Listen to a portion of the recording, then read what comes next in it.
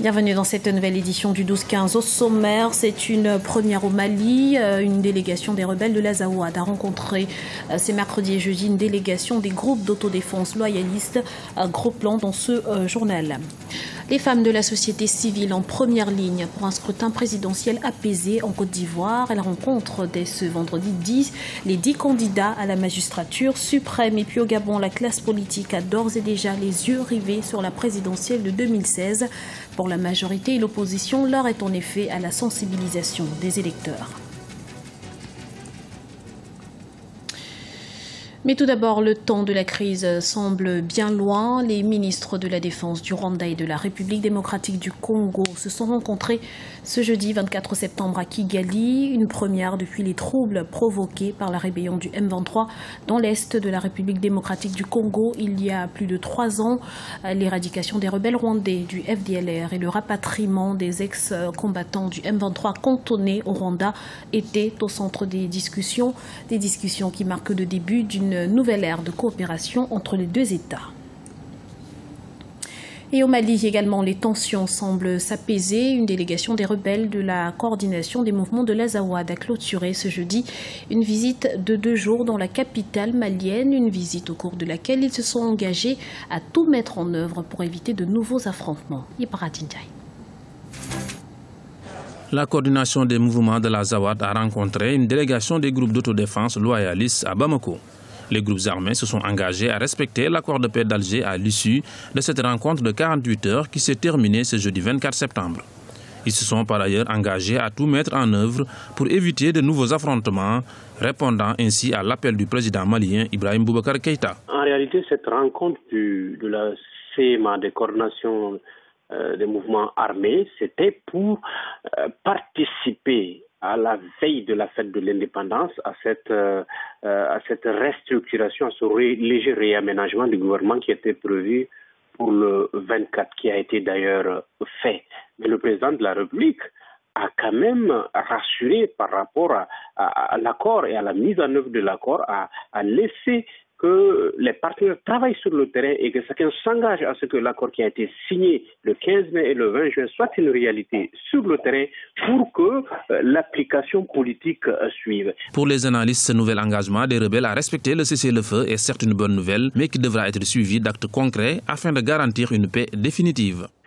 Ça reste une promesse des groupes armés qui sont impliqués là-dedans, mais une promesse seule ne suffit pas. Il faut aussi l'application de la feuille de la route avec, sous la haute bienveillance des parties signataires de la communauté internationale qui a apposé. Il faut que les structures de mise en œuvre, d'accompagnement et d'interface se mettent en place dans les villes occupées et que les groupes armés soient cantonnés et désarmés, qu'il y ait la loi, elle soit la même de Kidal à Kaï, qu'il y ait possibilité à aucun groupe de détenir une arme si ce n'est l'armée malienne sur le terrain.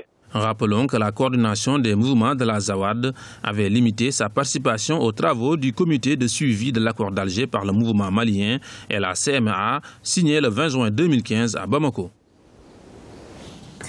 Le processus de transition se remet progressivement en place au Burkina Faso. Seulement voilà, le pays des hommes intègres fait encore les frais du mot d'ordre de grève générale décrété pour chasser les putschistes. Conséquence, certaines activités administratives, économiques ou commerciales sont paralysées ou au ralenti aux grandes dames des populations. Favoriser l'organisation d'un scrutin présidentiel apaisé. Telle est la mission des femmes des organisations de la société civile en Côte d'Ivoire. Elles entament pour cela dès ce 25 septembre des concertations avec les 10 candidats au scrutin. Les précisions d'Ipara Dindjaï. En Côte d'Ivoire, la société civile s'engage pour une présidentielle apaisée. Les femmes issues des organisations de la société civile ont décidé d'échanger avec les 10 candidats de la présidentielle du 25 octobre 2015. Des concertations débutées ce 25 septembre et qui vont se poursuivre jusqu'au 8 octobre 2015. Étant donné que les élections ne suffisent plus à garantir une démocratie solide, les efforts de promotion et de soutien à la démocratie sont axés désormais sur d'autres activités telles que le soutien de la société civile. Et à l'approche des élections en Côte d'Ivoire, le rôle de la société civile doit s'inscrire dans le prolongement des activités de la CDVL, la Commission Dialogue, Vérité, Réconciliation, qui avait été mise en place par les autorités actuelles. Pour y arriver, la société civile entend jouer plusieurs rôles en amont et en aval des élections. Ce rôle doit s'inscrire aussi bien en amont qu'en aval. En amont, c'est-à-dire avant les élections, la société civile doit appeler la population à l'apaisement. L'apaisement au niveau du dialogue, au niveau des actes aussi à poser.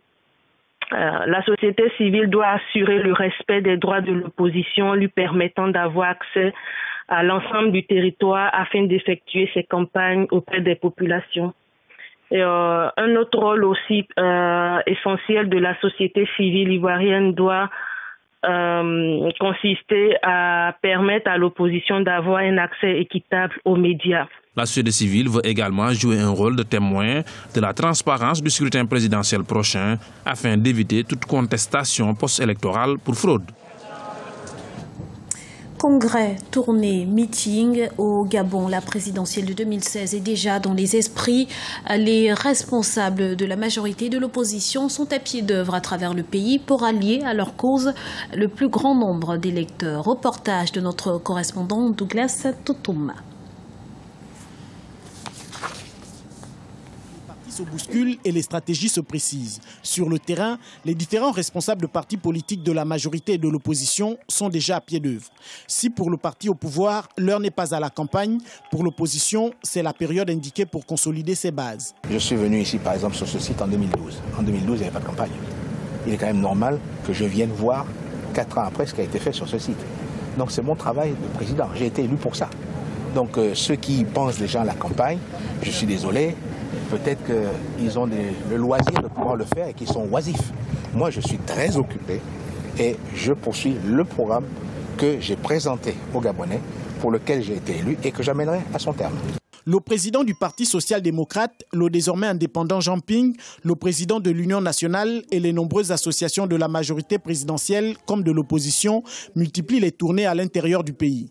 Objectif, sensibiliser la population et tenter chacun à son tour de rallier le plus grand nombre à sa cause. Moi, il n'y a pas longtemps, j'étais à l'intérieur du pays. J'ai animé des causeries, j'ai expliqué à nos bases ce que veut l'Union nationale, ce que veut le Front, etc. Donc ce travail se fait et d'autres aussi font exactement la même chose. Nous avons une feuille de route qui justement consiste à faire en sorte qu'il y ait l'implantation du parti sur l'ensemble du territoire. Et nous avons commencé avec Libreville et dans certaines localités de l'intérieur. Pour le Parti démocratique gabonais du président Ali Bongo Ondimba, un nouveau mandat sera l'occasion de poursuivre le plan d'émergence du Gabon à l'horizon 2025. Mais pour l'opposition, 2016 est une année fatidique pour changer un système vieux de plus de 40 ans. Dans tous les cas, il revient au peuple d'être attentif aux choix cruciaux qui doivent s'opérer en toute transparence. C'était le journal de la rédaction. Nous vous remercions pour votre fidélité. Retrouvez dans un instant une nouvelle édition de l'information sur Africa 24.